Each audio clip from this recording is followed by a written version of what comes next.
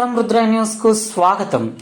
అమ్మల దైవత్వాన్ని చూపుతుంది, సోదరిలా ఆత్మీయతను పంచుతుంది, భార్యల కుటుంబానికి అంకితమవుతుంది, కూతురిలా ప్రేమానురాగాలతో ఆదరిస్తుంది, స్నేహితురాలిలా అందరినీ అర్థం చేసుకుంటుంది.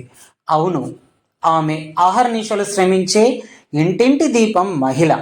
బాధ్యత కోసం పోరాడుతుంది, బంధం కోసం ఆరాటపడుతుంది, జననం ఇస్తుంది, గమనాన్ని చూపిస్తుంది, ప్రేమగా ఇంటి కోసం సర్వం త్యాగం చేస్తుంది మహిళ. ఒకప్పుడు స్త్రీలను దేవతలా పూజించిన భారతదేశం మనది. మహిళలు పురుషులతో సమానమేనని గుర్తిస్తూ మార్చి 8న అంతర్జాతీయ మహిళా దినోత్సవంగా జరుపుకుంటుంటాము.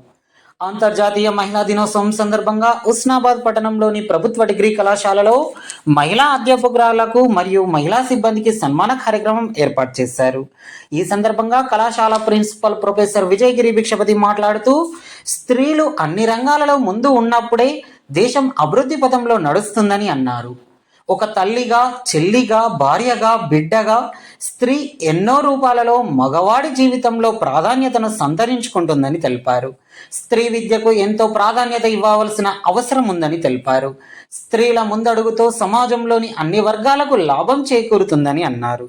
ఈ కార్యక్రమంలో కళాశాల అధ్యాపకులు, విద్యార్థులు తదితరులు పాల్గొన్నారు.